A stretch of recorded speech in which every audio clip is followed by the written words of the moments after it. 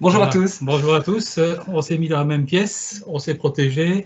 J'ai mon backup avec moi et je suis le storage. Voilà. On s'est mis les masques, mais pour vous parler, on va quand même les enlever. Voilà, donc on a déjà une protection qu'on peut supprimer. Voilà. Effectivement, c'est bien représentatif du stockage et de la partie backup. Voilà, on travaille souvent en tandem et je veux un peu vous présenter ce que l'on fait chez NRB au niveau du stockage. Je vais vous présenter aussi comment nous voyons les choses depuis déjà quelques années. Il faut savoir que ça fait près d'une vingtaine d'années que je suis chez NRB. Donc on a commencé avec quelques térabytes et aujourd'hui on est avec des pétabytes à gérer. Donc une évolution, une expertise et pas mal d'évolutions sur pas mal d'années. Voilà. Oui, tout à fait. Et moi c'est pareil, rejoins depuis moins que toi, une douzaine d'années chez NRB. Et, on est complémentaires vu qu'il y a toujours le stockage et le backup qui fait pair. Donc on va vous en parler plus en profondeur. Je crois qu'on peut passer au slide suivant. Voilà. Comme vous le savez, les données, c'est des choses qui sont vraiment très sensibles à tout le monde. On est de plus en plus habitué à avoir sur le bout de nos doigts, sur nos téléphones, nos relevés électriques, nos relevés d'assurance, nos paiements, en fait, tout ce qui est vraiment vital aux personnes. C'est des données, c'est de plus en plus, je vais dire, des données qui doivent être accessibles rapidement, qui doivent évoluer, qui doivent grandir et bien sûr être hautement disponibles vraiment à tout moment. Ce petit symbole du téléphone, c'est vraiment les données de nos clients et on veut vraiment qu'à tout moment elles apparaissent et elles soient restituées le plus rapidement possible. Et en cas de... Oui, donc ce que tu viens de nous expliquer, Philippe, c'est clairement les données, on se rend compte qu'elles sont de plus en plus importantes, qu'il y a vraiment un besoin, une nécessité de les protéger, de les sécuriser, d'où ce coffre-fort, et avec des solutions adéquates, tout en ayant toujours, et c'est là le petit dollar, un contrôle afin de trouver, sur les coûts, afin de pouvoir trouver un bon ratio et de pouvoir être quelque chose d'optimalisé entre la sécurité et les coûts.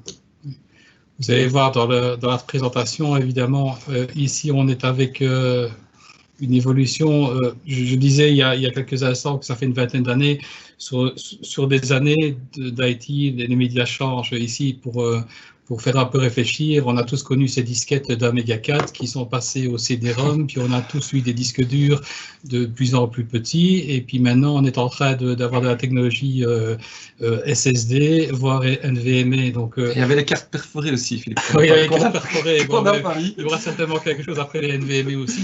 Mais voilà, ici chez NRB, on prend vraiment soin de prendre vos données à l'instant T, quelles qu'elles soient, que ce soit des disques physiques, mécaniques, des CD-ROM ou des disquettes il y a quelques années. Et ce qui est important chez nous, c'est que dès qu'on on héberge vos données chez NRB, on s'arrange de les faire évoluer dans un life cycle, à peu près tous les 2-3 ans.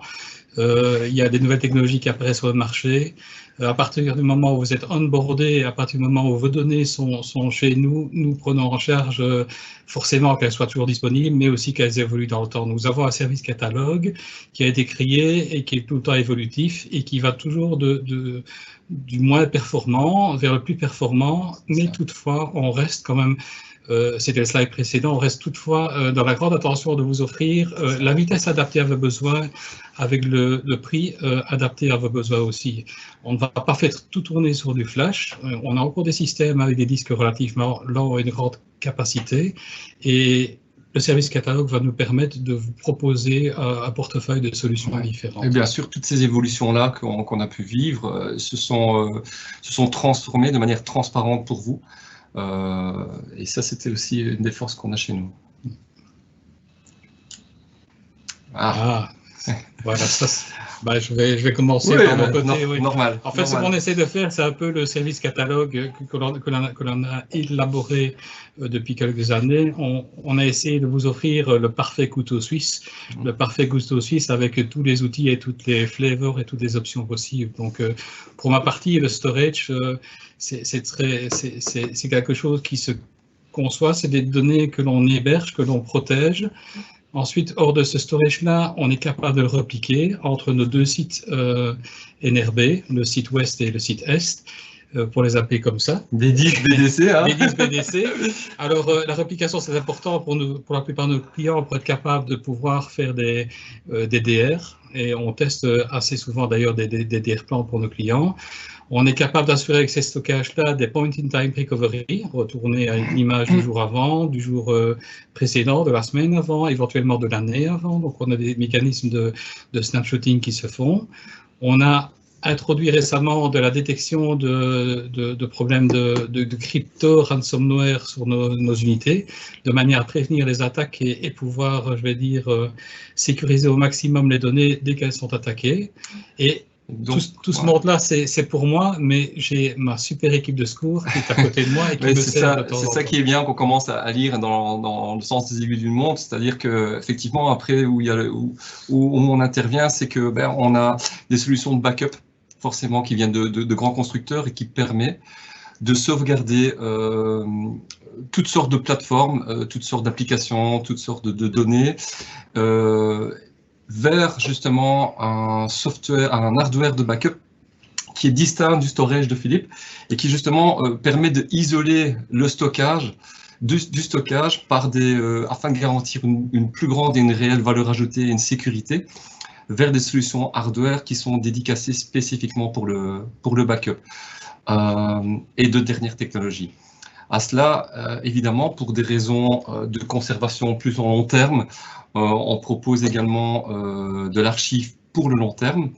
Et pour certains de nos clients, notamment dans le secteur bancaire que nous avons, on propose également de pouvoir permettre d'effectuer du legal archiving.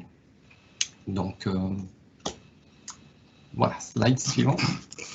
Alors, en fait, évidemment, là, on vous a montré le parfait couteau suisse. On va descendre un tout petit peu dans la technique, mais on ne va pas descendre trop bas. On doit rester high level. On va rester très high level. L'équipe marketing nous a dit de ne pas descendre trop bas. On aurait voulu, mais voilà. Donc, n'hésitez pas après pour des questions. On est toujours joignable. C'est ça. Ce qu'on a fait, en gros, c'est qu'on a décliné, parce qu'une seule taille ne peut pas offrir tous les services, on a décliné notre catalogue et nous avons plusieurs plateformes pour offrir nos services. Donc, nous avons d'abord le SAN Storage, vraiment le SAN traditionnel, les disques traditionnels. Aujourd'hui, on est équipé de Power Max, les 8000. Je crois que c'est les plus grosses machines que de chez Dell EMC. Elles sont full NVMe et on a grosso modo jusqu'à 8 pétabytes de données dessus à terme. Pour l'instant, on vient juste de faire une évolution technologique. Comme je disais dans les slides précédents, on évolue tout le temps. Maintenant, on est parti avec des machines qui sont full NVMe. Alors, en dessous de ça, on a, pour la partie NAS, donc le file service, on est avec principalement d'une étape aussi full flash, avec, on verra un peu après, des évolutions qui sont en cours. Ensuite, pour la partie low speed, high cap, on a de l'EasyLong, vraiment pour le scale-out NAS storage, vraiment l'évolutivité de données. On a pas mal d'hôpitaux qui mettent leurs données dessus, donc vraiment les données médicales sont dessus.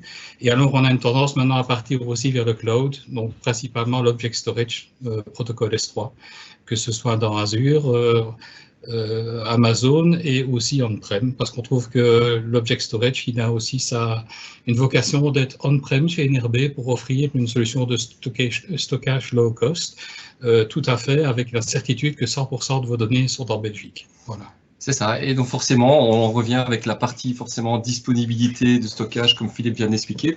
Et puis, on a voulu faire la transition backup du couteau suisse vers un peu plus, tout en restant high level dans ce qu'on propose comme produit. Et donc, pour la partie backup, on a concrètement sélectionné des solutions hardware de dernière génération, des high-end, et donc notamment des data domaines de chez Dell EMC, ou encore des flash systems anciennement appelés Storwize de chez IBM, qui sont également, comme pour le stockage, des données, des systèmes hardware qui sont localisés sur 2 sites et qui sont en réplication des données.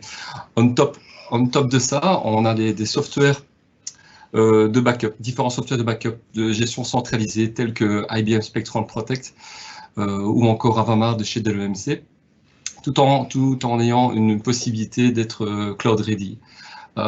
Sur ça aussi, ce qu'on peut aussi dire, c'est que ce software-là tourne sur des plateformes robustes, comme par exemple des Power AX en cluster sur 2 sites qui permettent justement de pouvoir reprendre l'activité au cas où il y aura un éventuel problème sur l'un des sites et de pouvoir justement bénéficier de toujours cette disponibilité-là en cas de nécessité.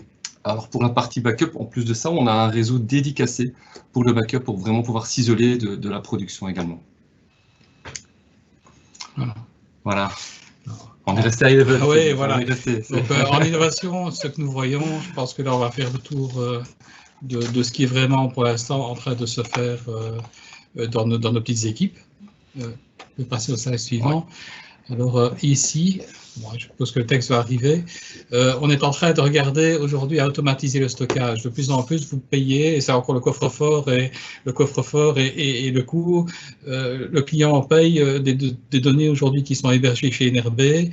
On sait bien que si vous avez un file service, forcément, si vous travaillez sur vos données qui sont de la semaine, voire du mois, voire des 2 mois, mais quand vous avez 5 ans de vie, forcément, les 4 dernières années peut-être, ont des données toujours intéressantes à pouvoir récupérer rapidement, mais qui n'ont plus vraiment de raison d'être sur du stockage cher comme du SSD. Donc on est en train pour l'instant de pousser ces données, que ce soit pratiquement sur toutes nos technologies, de les pousser vers un stockage moins cher, AWS, Azure, du stockage local, et le tout sous du protocole S3. Voilà. Je peux passer, oui, on va aussi mettre du HDFS. On pense qu'il y a encore de la possibilité d'avoir du big data et d'autres protocoles. Donc, on est ouvert pratiquement à tous les protocoles chez nous. Ouais. On peut passer au slide suivant. Oui, donc voilà, les données, c'est bien. Comme l'a expliqué Philippe, c'est répliqué, c'est disponible. Mais la partie arrive. Un backup, c'est important, donc tout le monde trouve que c'est important d'un backup, mais c'est un peu comme une assurance. Je veux dire, tant qu'on n'en a pas besoin, ok, c'est là.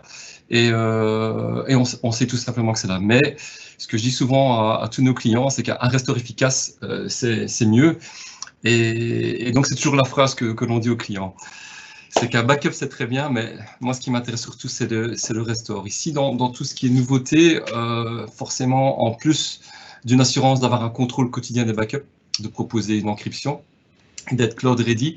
L'idée du backup reuse, c'est de ne pas seulement avoir un backup pour dire d'avoir un backup, c'est de pouvoir réutiliser ce backup et de le réutiliser par exemple à des fins de tester une VM sans devoir impacter la production. Par exemple, pour la faire tourner, vérifier qu'elle n'est pas infectée par exemple par une attaque crypto ou autre. Et donc l'idée à ça, c'est de pouvoir permettre justement de l'utiliser, le backup, non plus seulement au backup, mais à d'autres fonctionnalités. Alors oui, le Restore Automation, l'idée c'est par exemple dans Next, qui vous sera présenté dans les prochaines webinars, c'est de pouvoir notamment à l'aide, là je vais redescendre, juste un terme technique, c'est des REST Call API, on pourra être un peu plus en détail si vous le voulez, mais l'idée c'est de pouvoir proposer un portail de restauration automatique. Avec cette intégration-là, un client, un end user, un utilisateur final pourra au souhait pouvoir effectuer via une recherche et de faire son restore automatique. Et oui, donc ça, le Data Secure Air Gap, c'est encore plus d'actualité maintenant. On a notre protection, mais c'est pouvoir se prémunir d'une éventuelle attaque crypto ransomware. Et c'est d'avoir une mise au coffre, une golden copy, comment on peut encore dire ça, en fait c'est pouvoir vraiment l'isoler du réseau et d'avoir une ultime sauvegarde de vos données essentielles, que ce soit sur n'importe quel type de support, je dirais, ou que ce soit du cloud ou du cloud object storage, ou encore sur du worm. Le but c'est de pouvoir s'isoler complètement du réseau et de se dire, voilà, on a reçu une attaque, on est infecté, mais on a quand même toujours une copie pour vous. Ici, on a beaucoup travaillé les deux équipes ensemble. Évidemment, moi, de côté storage, dès qu'il y a une attaque ou une potentielle attaque, on a des modules qui ont un petit peu d'intelligence artificielle et qui détectent des comportements anormaux de certains end-users qui peuvent avoir reçu un virus simplement. Et nous, c'est prévenir dès que possible l'attaque et sécuriser les données, informer la partie backup qu'il se passe quelque chose, travailler avec eux.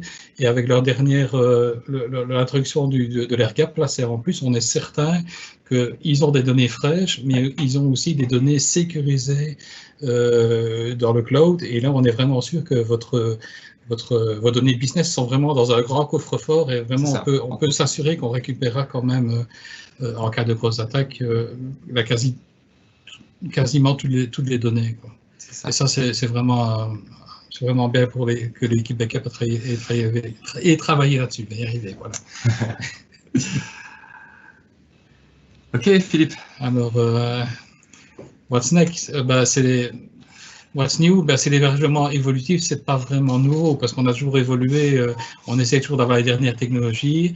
On sait bien que one size does not fit all, donc on a un portefeuille qui veut être élargi avec plusieurs types de solutions, plusieurs types de prix. Les backups. Oui, les backups, pareil. On essaie de, comme on l'a montré, avoir des backups restore évolutifs, essayer à chaque fois d'augmenter nos performances, de réduire les fenêtres de backup, mais aussi de réduire les fenêtres de restore et de pouvoir mettre à disposition les données dès qu'il y a besoin. Et oui, un service catalogue au goût du jour. Donc, on essaie continuellement d'améliorer. On a pris l'exemple tout à l'heure du data domain de chez Dell EMC. On le propose aussi, on le décline à d'autres possibilités. On fait du data domain as a service pour proposer par exemple qu'un SharePoint ou encore un S400 pour ceux qui en utilisent, notamment dans le secteur bancaire, qui puissent toujours utiliser et bénéficier de nos infrastructures high-end et donc d'une certaine déduplication en compression. Dans les nouveautés, évidemment, pour nous, c'est vraiment un point important, c'est d'être au niveau du storage de plus en plus hybride, d'avoir une possibilité d'héberger vos données on-prem chez NRB, mais aussi d'aller dans le public. Et pour nous, ce qui est important aussi, c'est de pouvoir commencer à basculer certains types de données automatiquement d'un tier, je veux dire le tier on-prem, ou la location on-prem, et la mettre en partie vers le public cloud. L'object storage est arrivé chez nous, mais on a décliné, on veut s'assurer aussi d'avoir de l'object storage on-prem pour avoir la certitude d'offrir ce type de stockage à des clients qui n'ont pas encore confiance d'avoir leurs données chez Amazon, Azure ou simplement quelque part d'autre en Europe que dans un data center traditionnel. Et ça, c'est nos évolutions. Et donc le backup in the cloud, comme on l'a dit, on est ready, mais comme le dit Philippe aussi, on a plusieurs possibilités. Donc, on pourrait toujours imaginer d'être sur un S3 on-prem. En tout cas, certaines autres données pourraient être sur une connexion S3, donc dans le cloud. Et l'AirGap, oui, donc là, on y travaille. Je pense que toutes les sociétés maintenant sont de plus en plus concernées. Et on a de plus en plus de demandes à vérifier et à s'assurer que nos données soient vraiment bien secure.